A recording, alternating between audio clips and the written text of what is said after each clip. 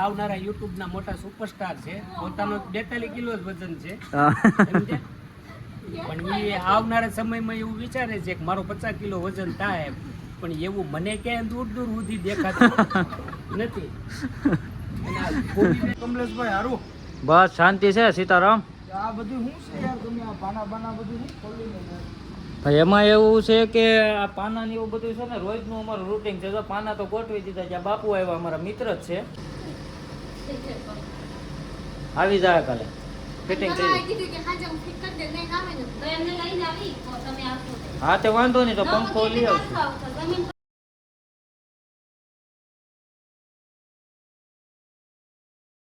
કાલના વિડીયોની માલપા તમે એવું જોયું હતું કે આપણા રાજુભાઈ આવ્યા હતા, આપણે યુટ્યુબર હતા મોટા, અને આપણે મમતા રાજુ ફેમિલી એવી એમની ચેનલ છે, યુટ્યુબની ચેનલ છે. અને આપણા કાછડિયાભાઈ પણ આવ્યા હતા, પરાગભાઈ.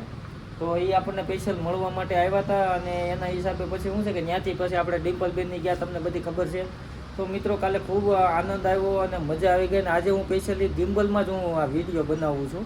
તો હું તમને બતાવી દઉં કે આમાં ખાલી એમને બનાવતો અને આમાં બનાવવાથી શું ફાયદો થાય છે ને કેટલી ફ્રેમ આવે છે ને કઈ રીતે આવે છે. તો વિડીયોમાં જોડાયેલા રહ્યો તો હું તમને બતાવું. તો મિત્રો અહીંયા તો હું છે મોટો બધો કાચ ન હોય, પણ આમાં તમને બતાવી દઉં. આટલું એંગલ હોય ને, આ નાની એવી સેલ્ફી સ્ટિક જેવું થઈ જાય.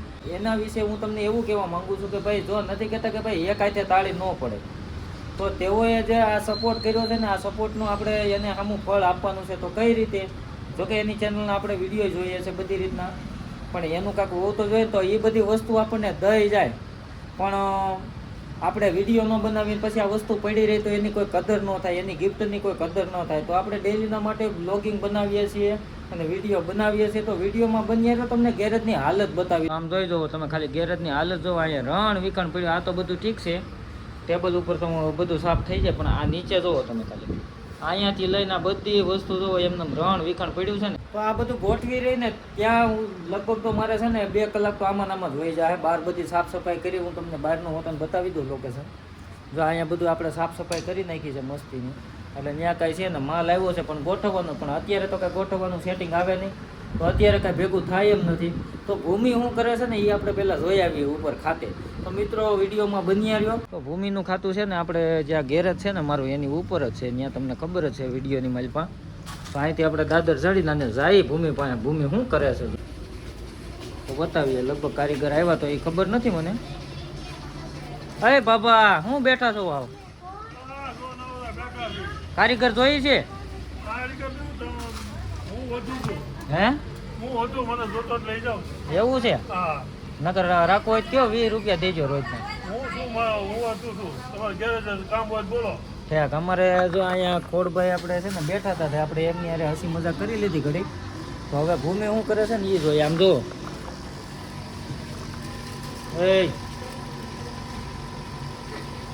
હે ગરમીમાં તો આમાં થોડા પંખા હાલે. આવી જાય કાલે ફિટિંગ કરી. હા તે વાંધો નહીં, તો પંખો લઈ આવશું. એમાં એવું છે કે અહીંયા પંખો હતો ને બળી ગયો છે, એટલે હવે આપણે બીજો નાખવાનો છે. અહીંયા પંખો હતો ઘરે છે ને, એક ઉતારીને આને અહીં નાખી દેવું. મકાનમાં એમાં એવું છે અમારે ત્યાં 2 પંખા છે, એટલે એક પંખો કાઢીને આપણે અહીંયા નાખી દેવું. કાબુ ભાઈ તને કાંઈ ન થાય, તું શું બાહુબલી હે? હા તું છે ને બાહુબલી છે ને. હા પણ દે હેલા તોફાન કરે છે. અહીંયા માતાજી એક બેઠા છે.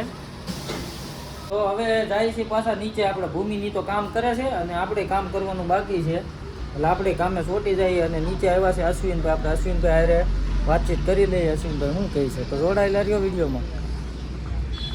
આ તો સુપરસ્ટાર આવ્યા હે બાપુ. એ પાણી ભરવા આવી છે ખાતેથી. થોડુંક પાછા હે થોડુંક અમારી હમું ધ્યાન દેજો. તમે તો હમણાં સ્ટાર થઈ ગયા છો બરોબર, યુટ્યુબ માં બ્લોગ બનાવીને કા છે. તો આ અમારા અશ્વિનભાઈ ભૂદેવ છે, અમારા મિત્ર છે ખાસ એવા. અને આ ભૂમિ આવી તે પાણી ભરવા. કા ભૂમિ? અને આ ભૂમિબેન હે? ભૂમિબેન આવનારા યુટ્યુબ ના મોટા સુપરસ્ટાર છે. પોતાનો 42 કિલો જ વજન છે. પણ એ આવનારા સમયમાં એવું વિચારે છે કે મારો 50 કિલો વજન થાય, પણ એવું મને ક્યાંય દૂર દૂર સુધી દેખાતું નથી. અને આ ભૂમિબેન દાંત કાઢે તોય 250 ગ્રામ વજન ઉતરી જાય એનો. હા એ વાત સાચી છે. સમજી ગયા? હું આ ઉંદવડા ને ઘોડે સણ્યા છે વેપાર ખાસ. આમ જોવો તો આ બબલા લઈને બેઠી, બપોરે ખાવા જોઈએ પાછા બબલા ખાય તોય જાડી થતી જ નથી. આગળ અશ્વિનભાઈ કઈ ન ગયા એવું છે. ખાવાનું કઈક માપ હોય. હા પછી બપોરે પછી પછી એટલે એ કેટલા ટાણા છે ખબર? હે ભગવાન તું આમ નમ જ મારી નાખી. આવું ને આવું જ કરે. બોલો મિત્રો, કોમેન્ટ કરજો જરૂરથી. તો આજે જો અમારા ગેરેજની માલિક આવી ગયો છે સામાન બધો, ક્લચ પ્લેટ ને આન તેન લેમ્પ ને બધો ઘણો સામાન આવ્યો છે. 5-7 હજાર રૂપિયાનો લેમ્પ છે, બધું છે. જો આપણે વસ્તુ આવી બધી વસ્તુ રાખીએ છીએ કેમ કે આ વસ્તુ બધી સારી આવે છે ને આપણે નાખીએ જ છીએ બધાને, અને કોઈને રાવ નથી આવતી એટલા માટે. અને આવી જ રીતે આપણે શું છે ભાઈ, વિડીયોની અંદર જે પણ મિત્રો મારા જીવનની અંદર જે કાંઈ બને છે ને એ બધું આપણે બતાવતા રહ્યા છીએ. તો આ મારું અહીંનું લોકેશન જોવો તમે ખાલી.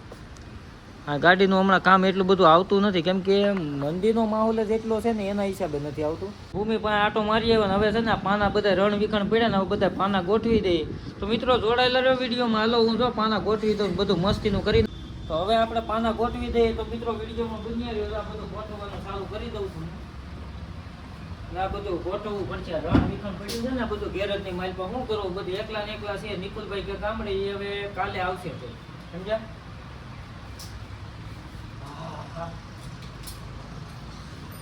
આ બધું સાફ કરતું જવું પડશે, નગર એમાં શું થાય કે આ બધી વસ્તુ શું છે કે થઈ જાય ઓલી ઓઇલ વાળી હોય એને.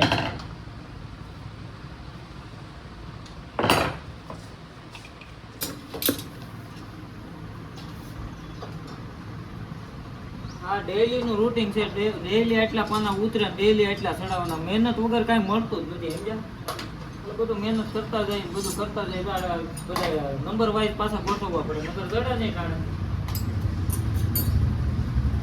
આ થઈ ગયો પાનાનો સેટ આપણે કમ્પ્લીટ. હજી ઘણી વસ્તુ છે નીચે પડી છે રખડતી ભટકતી, એ આપણે હમણાં સેટ બધો ગોઠવી દઈએ મસ્તી. બસ શાંતિ છે સીતારામ.